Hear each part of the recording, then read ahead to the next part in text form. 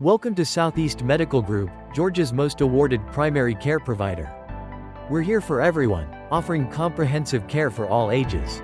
Our services include annual checkups, chronic disease management, vaccinations and immunizations, women's and men's health services, pediatric care, geriatric care, and mental health support. With state-of-the-art facilities and a compassionate team of experts, we provide personalized care for you and your loved ones. Experience award-winning care today.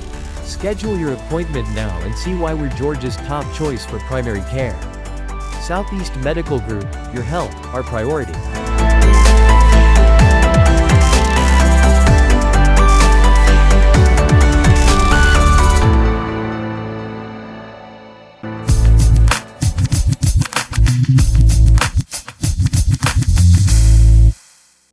Hi, I'm Dr. Jeff Stone, your host for Healthcast Southeast.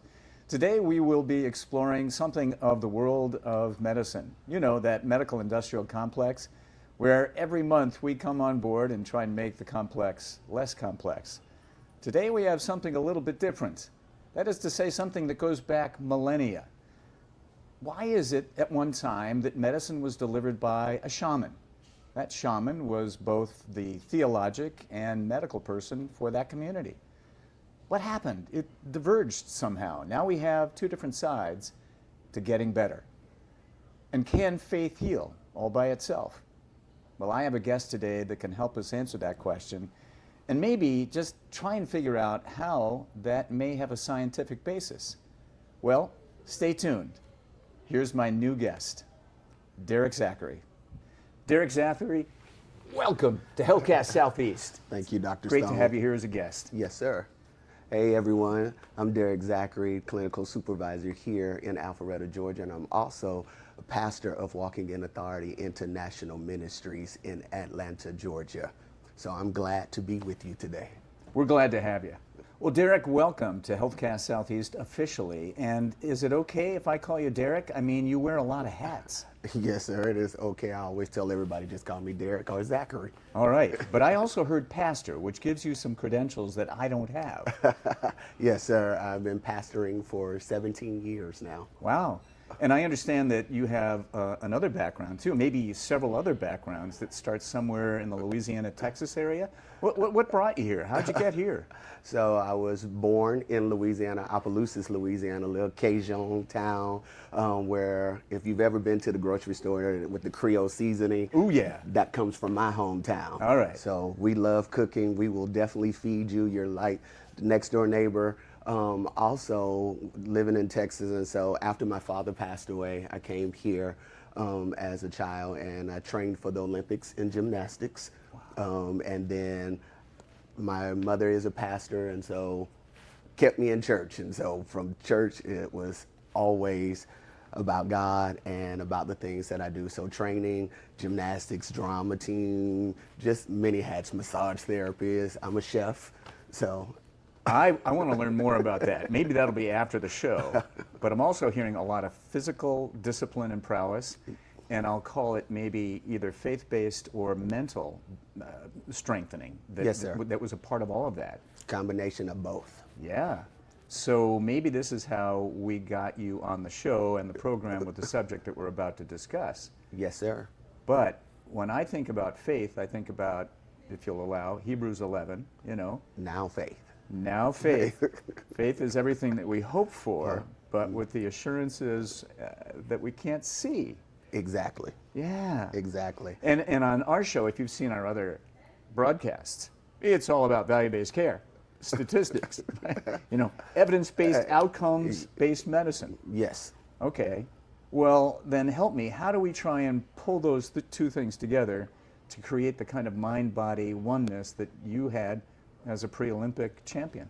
I think just one, identifying where you are in life is a must. Yeah. And then also aligning your mind up with where you want to go. I've learned that with working with physicians and different healthcare specialties that they go hand in hand. Faith makes you whole in areas, but if you don't have the belief to know that you can walk through it or walk to achieve it, then you're going to always keep repeating a cycle. And so I try to find ways to not repeat cycles. I'm going to ask you about those ways too, because we're all guilty of those obsessions, those compulsions that make us want to be better, but we don't necessarily get better, and pills are not always the answer, right? It is not. I'll tell you a little bit about my journey too, but maybe 25 years ago, a patient handed me Bill Moyer's book on faith, health, and healing, and we've done a lot of exploring ever since then, and it fascinates me. But let me just ask with the basic question that maybe answers itself. Okay. But does faith heal? Faith does heal, because it's transforming your mind. As you know, Romans 12:2 said, "Be not conformed to this world, but be ye transformed by the renewing of your mind." Once your mind becomes renewed, it is up to you how you take care of it from there. And so those different aspects of even like the book, healing and the mind, once you get new information, you have to process it and then make it work. Okay, so now you're starting to make it sound easy. You just turn to that chapter and it tells you to do that. It But tells you. Yeah. how do you do that? It takes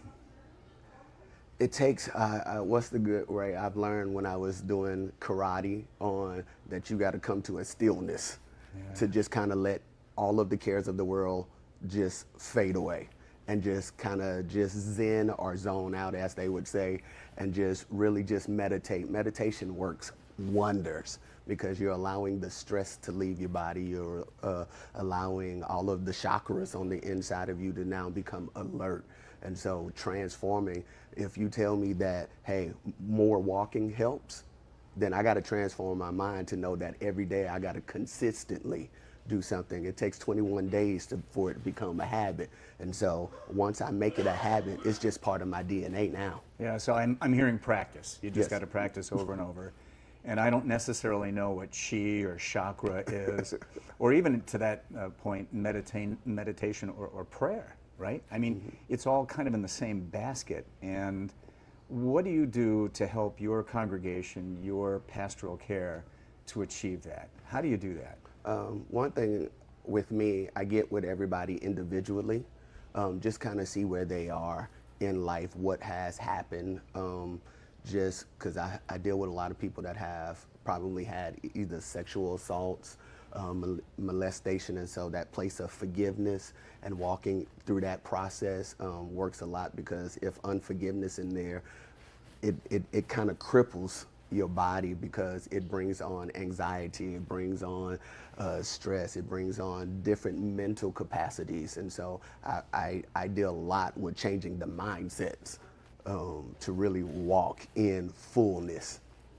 It's not surprising then that we've been facing that in medicine for a long time.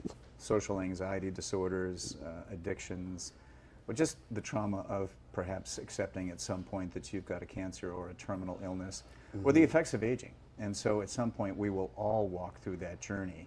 And on my side of the equation, it's pills and potions, right? Maybe some cognitive behavioral therapy. And do you see yourself then in your role as a part of a team, or is it clearly separated by boundaries? And by that I mean, at what point when you're doing pastoral care do you decide that maybe this needs something more than what you can provide?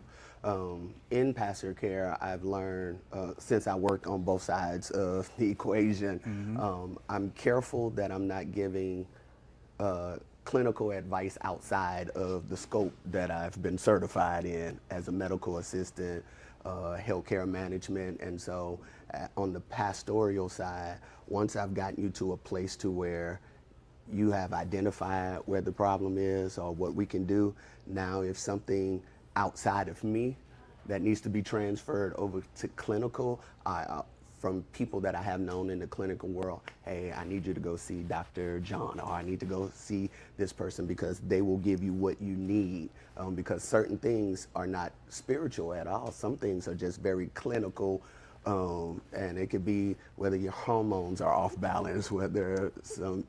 I was just going to ask that question. You know, do you see illness as being physical, emotional, spiritual, or multifactorial? I think it's multifactorial. Yeah.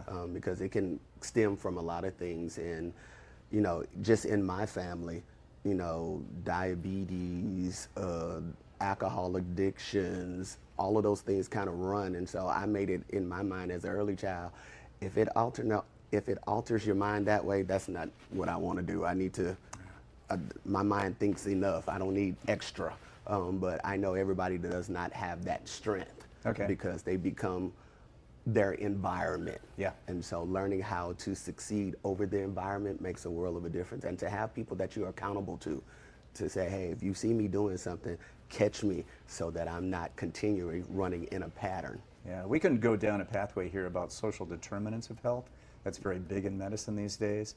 You know, it may be one thing to have this illness or sickness, and I'll define that in a minute too.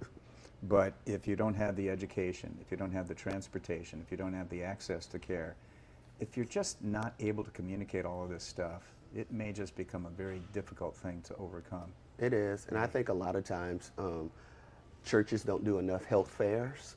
I've done a session where one Saturday I just had a whole conversation with the church and said, I'm going to teach you how to do blood pressures, how to check your sugar, what to happen if you see somebody having these signs and symptoms of strokes, and, you know, teaching everybody CPR, because I was like, because you just never know wherever you are. Nope. And so you need to know what to do in those circumstances. Like a thief in the night, right? Yes. All right. Well, I want to come back to some of that in a minute, but I also wanted to define wellness and sickness. I think you and I spoke off camera before we started this too. Yes, sir. But wellness is something that we all try to achieve, but illness inevitably happens. And in that illness, you can be sick about the illness, or you can be unsick in the sense that you cope with it, you take it. Because illness is inevitable to us all, right? But to achieve wellness, often determined by our attitude about that, our coping mechanisms, our ability to address whatever it is that surrounds that, especially, say, family, community, etc. All right.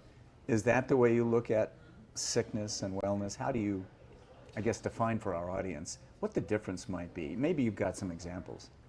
I think for just the wellness part of it is just really paying more attention to your body. What is it doing? How is it functioning? How is it operating? On the wholeness side of that, you know, the scripture that Jesus always asks everyone was, will thou be made whole? And so once they responded with yes, they never went back to the mindset of, I have this condition. Yeah. They started just really functioning in that. And so those that were sick, he was like, those that I came for. And so oftentimes, I always tell people, certain people can't handle certain information. And so you got to know who to give information to in those moments. And so, and to have those right people around you that can help you along the way. That's the community I was talking about. Yeah, that whole community, to not even make it worse. Right. Well, I'm thinking about the diabetes that you mentioned earlier too. So that really depends on a team of people, like the family. You know, when you get together, you don't want a big rice meal or pasta meal right there.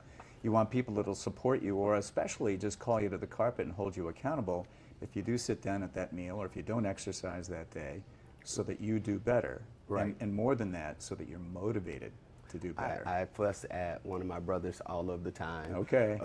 Because I'm like, now, why do you feel like you're eating like you're at the military? You just scoffing it down real fast. And I was like, you need to have portions, because in his mind, I got to eat it all.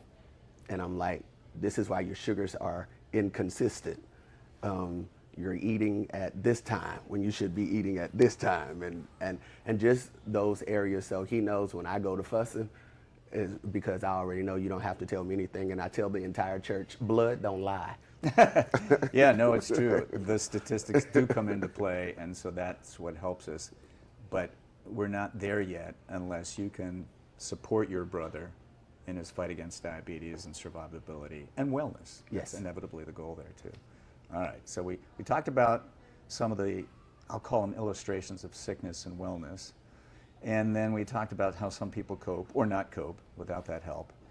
What do you do with somebody who just says, you know, I've given up my prayers, and I just don't have any answers to my prayers. At least the answers I'm getting are not what I want. How do you counsel them? I always tell people there is always a season where sometimes God just goes silent on you, and you don't hear anything. It is in those moments where you got to continue to keep on pressing and to keep going forth. And because I hear it all of the time, my family member died and they're upset with God, and this happened and God is always the factor. But as long as everything is well, nobody blames God for anything. And so I always give people reality checks. It works two ways. And we were talking about this in church yesterday about we're treating God like a transactional relationship. And so, God, if you do this, then I'm going to do this. And in reverse, God said, well, if you do this, then I'm going to do that. And so it is important that we continue to really drive into the mentality of people, because a lot of people don't want to deal with just the mental health side of stuff. Right. And we got to deal with those areas where sometimes we don't know how to dissect, and there's sometimes you just don't have an answer. Right.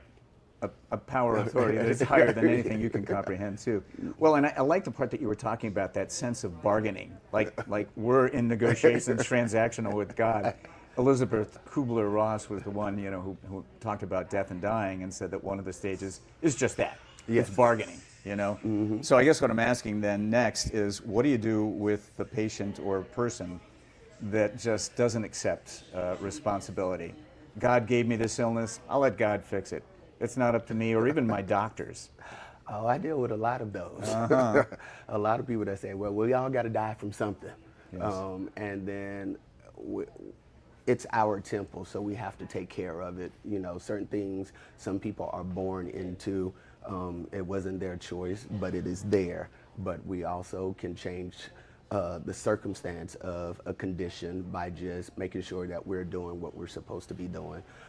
I find out a lot of times people are just not taking their medications that they're supposed to be on because they have totally checked out. They don't want to deal with it. And somebody has just driven it in them to where they have just given up on life. And so I do my best to make sure that they start living. Yeah. To just live in the moment, because we all have to have those moments. We all come into areas where we live. Even for myself, I deal with hypertension, and so I'm allergic to most of the medications that they give me. And so it'll work for a month, and then all of a sudden I done broke out in hives, and so they always tell me your body just resists medication. I'm glad you're not my patient, by the way. but good luck with you and your doctor on that one. Yeah, so it's always a trick going into the office. They was like, I don't know what to do with you. I was like, well, this is why I'm in faith. Well, that's why we call it the art of medicine as well, yes. too. Yeah, something struck me, too, with what you said, too. There's a role in all of us, maybe every day, and especially for some more than others, but the role of suffering. And we all have to put up with it at some level. How does that, or how can that help your faith grow or promote more, I guess I'm calling it self-wellness? Well, for me, I'm going to just use for me, and then what I tell everybody else. It put me in a place of isolation where I had nobody to depend on but the Father.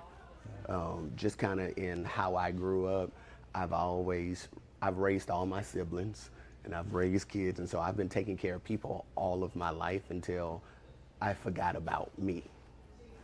And so a lot of times we can consume ourselves in helping people so much until we forget to take care of ourselves. And so I had to learn, what is it that I actually like doing? What is it that without people being attached to it?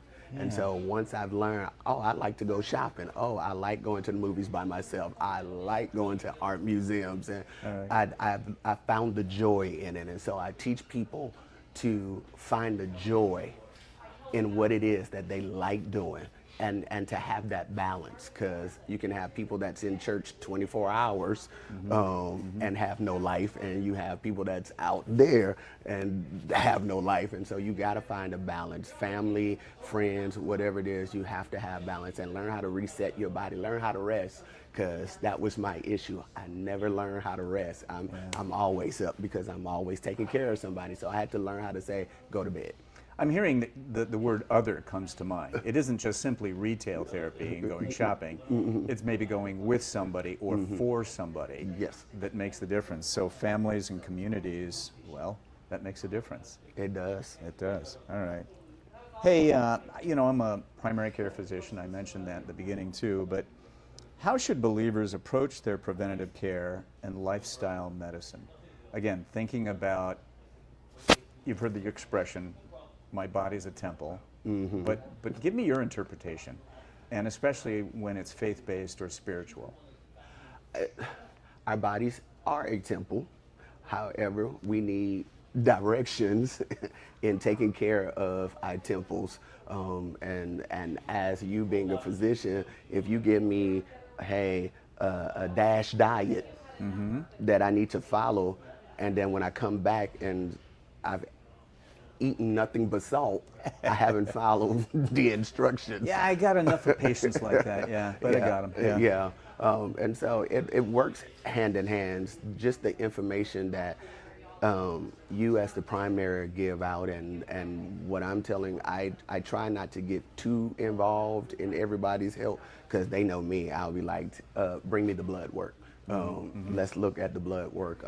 This can be preventative, change how you eat. So that's being in the restaurant world and becoming a chef. It taught me how to teach people what to cook for different, hypertension, how to use some natural stuff, pineapples that helps with inflammation in the bones, and just olive oil to help with hypertension, just different things. And so the natural, I've learned how to tell people, hey, well, you can't eat pork 24 hours.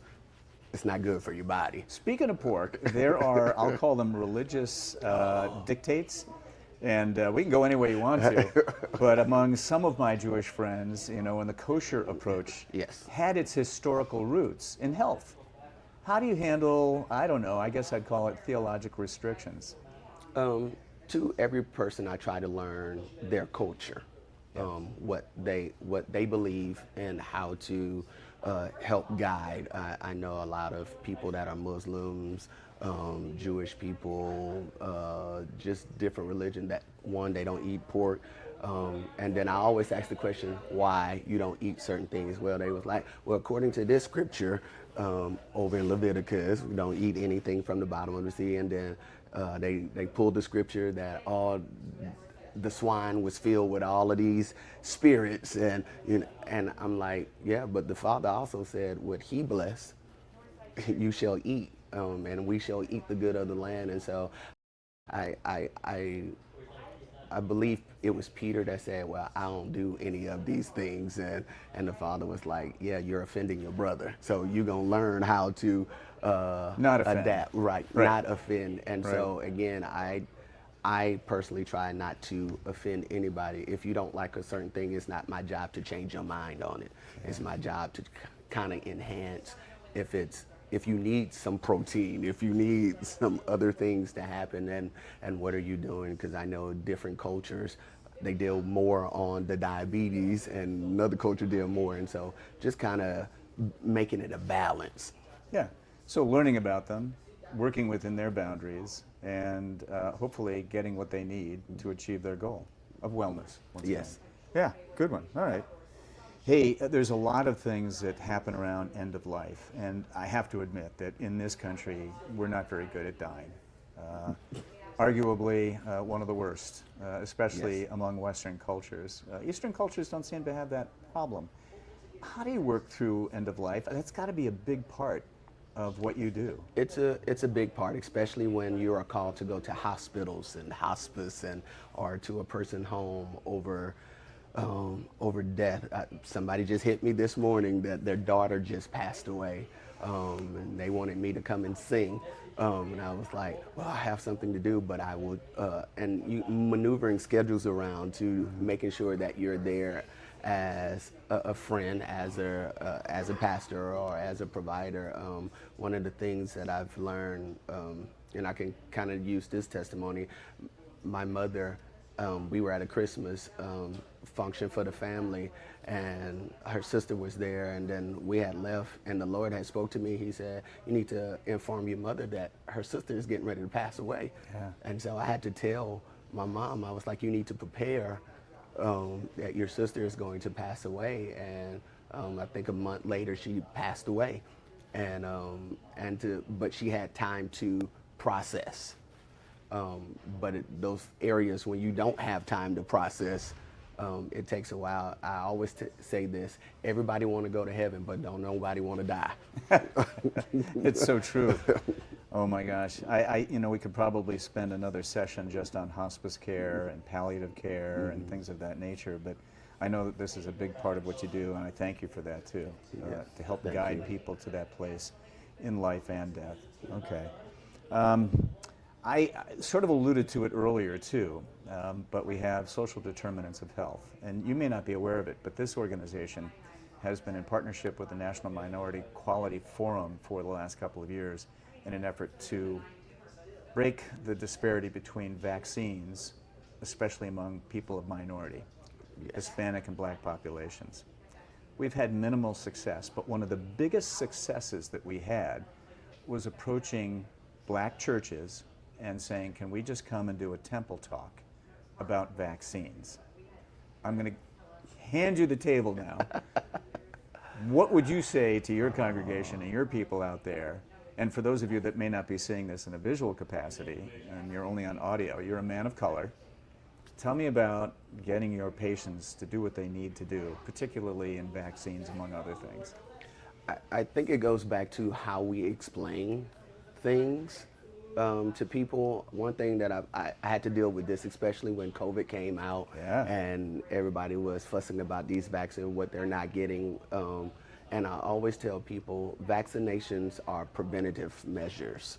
Not to say you're not going to get something, it's just preventative. And I was like, half of these vaccines you're supposed to get as a child anyway. But especially in Black cultures or different cultures, we don't follow through. We may get the first hepatitis B vaccination, and then we haven't gotten any other vaccinations, and then we so have common. and so we have all of these things that hit our bodies that our body naturally fights again. But again, sometimes we have immune what's the word I'm looking for? Competency? Compromise. Our immune is already compromised. And especially in Black cultures, we deal with sickle cell anemia. I'm an anemia person. They always test me for sickle cell, and I was like, I don't have it, I don't have the trait, but they was just always trying to figure out why I was anemic. But just those iron deficiencies, so certain things, I always tell the people, listen, you make your own choice, but have the right information before you make a choice. Don't say you don't want something and you have never had any information, or it's like eating food. Don't say you don't like something you've never tried it. Sound like my mother now. Good advice. Yeah. I think part of this formula, if you accept too, is this thing called trust.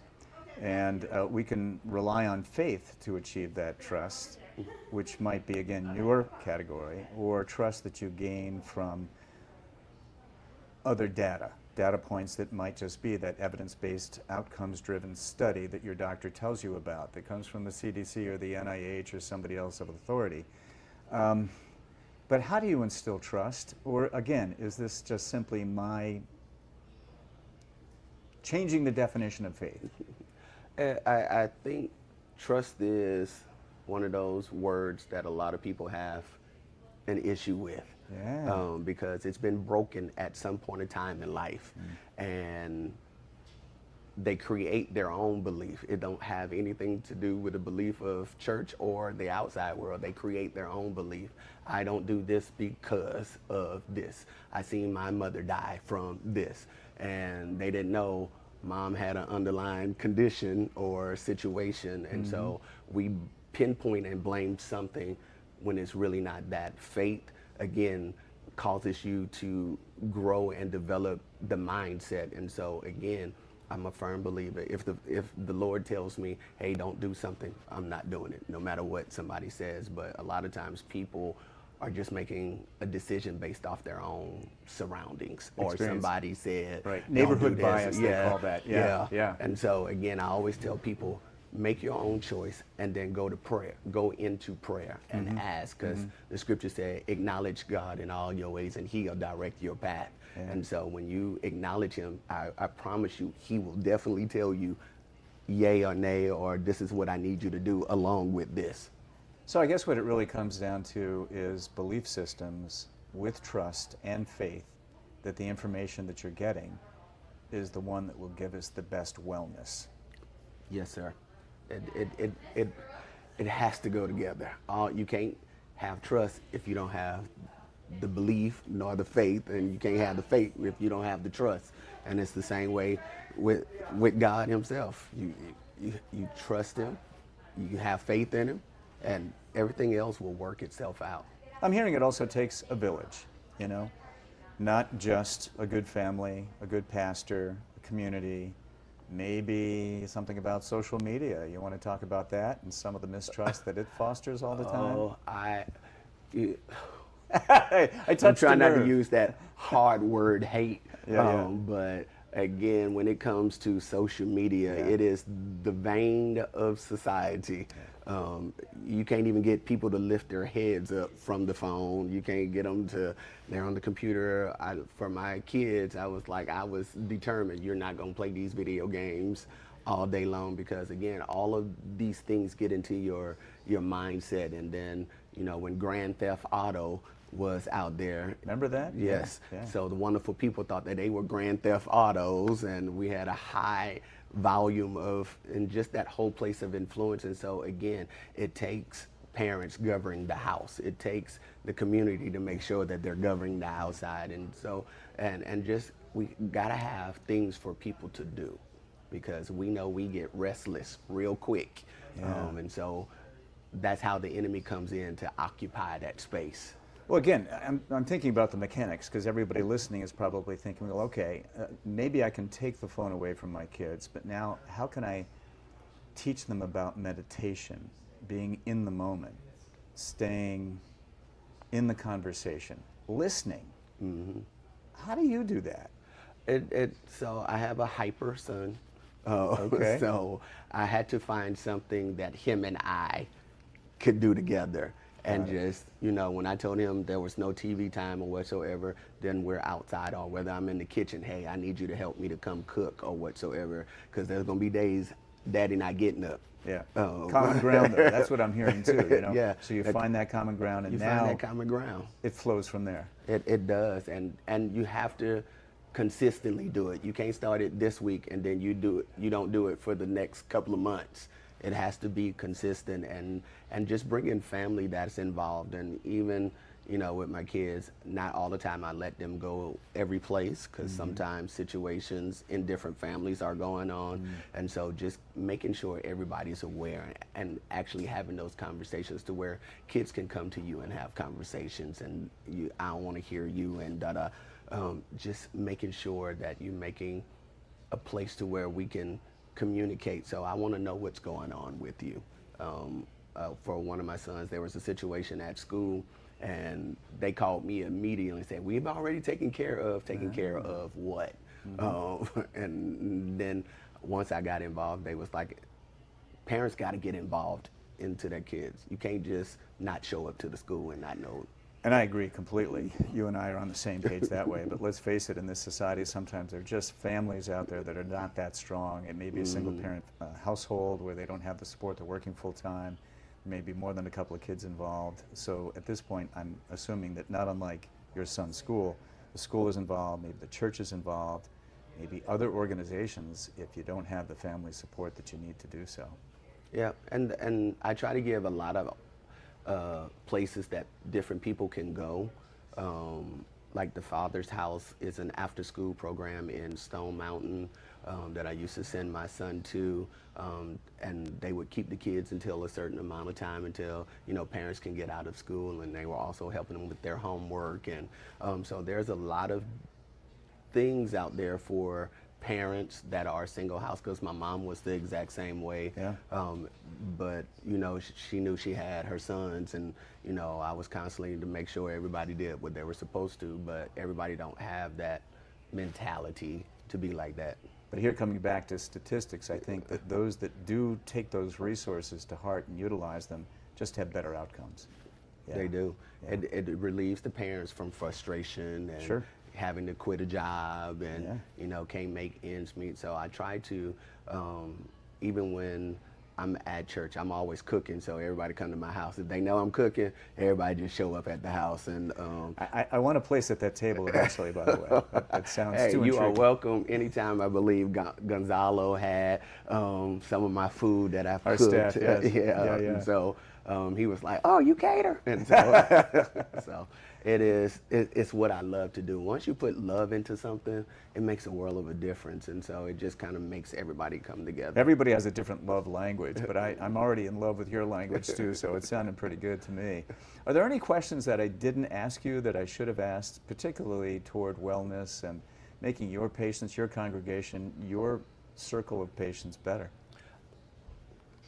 I think most of the questions you asked, but I want to ask you a question. Yeah, okay. What frustrates you most about medicine? Yeah. Right now it is the misinformation, the disinformation, the unfortunate part of trying to convince someone who has a belief system that's entirely different from your own. Even though I know I had 10 years of medical education and 40 plus years of experience, and yet that vaccine won't be accepted, that their insulin is going to be bad for them, or some myth that they've taken on that they can't get over. And so that's the biggest frustration. Well, maybe second. I'll name one more thing. I'm no longer a physician anymore in this country. I'm a broker for insurance companies to get the therapy that my patients need. So that occupies a lot of time too. And of course, the patients don't know that that's a lot of the back office work that needs to be done to get the therapy to the right person. So those two things drive me nuts and take me the longest to get through a day. So how do you help somebody that has, I know one of the things that we do here is, you know, prior authorizations, making sure that they can afford the medication. What do you do when patients can't afford the medication, whether it's copay or whatsoever, they just cannot afford it, but they really want to do the work? How do we help those people? Yeah, so that's a great question, because it's instilling that trust, that faith that we're going to get to where we need to be. I look them in the eye, I square my shoulders, and I tell them, we'll find a plan B if plan A doesn't work. And if plan B doesn't work, we'll go to plan C. We'll keep trying until we get there. And as long as they know that I'm an advocate for them, then they'll probably come to my way of thinking, even if it means taking another road that they didn't anticipate. So it's hard sometimes, and it doesn't always happen with the first or second or third visit. It may be 10 visits down the road when they find out that, once again, your primary care doc is doing the best they can with the resources that they have, and they will find it. And even if they have to spend hours after the patient leaves in a prior authorization, or appealing to their insurance company, or just dialing up community resources to make it happen. It's hard, but that's the hardest part of being a primary care physician. That it is. I think we have to get more communities involved, especially just in those areas of where people just cannot find the help that they need. Yeah. And then I also, on the pastor side, I gotta change the mindset that the church is not always the rescue. Right. But a sanctuary of sorts, where they Right. might do away the cell phone, do away the television, and find a little inner peace that you and the rest of the folks like you can provide. Yes. I think that's a great place to stop, don't you? It is a wonderful place. All right. Well, I really appreciate your coming and be a part of this program. Would you come back sometime? Anytime. And I heard that need you me. cater, so with any luck at all. Yes, sir. Thank you. Well, thank you for attending this episode of Healthcast Southeast. We hope you enjoyed the episode, and if you have questions, please leave them in the comments.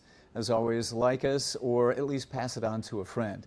We'd like to grow our population and we'd like to satisfy you. So if there's something that you'd like to hear about, please let us know. For now, have a great day. Hey, Healthcast Southeast is proud to bring you our presentations, and we'd like to bring you more. Now we need to know what you want. I hope you've enjoyed the episodes that you've seen so far, and to that end we have a QR scan code that's on the screen.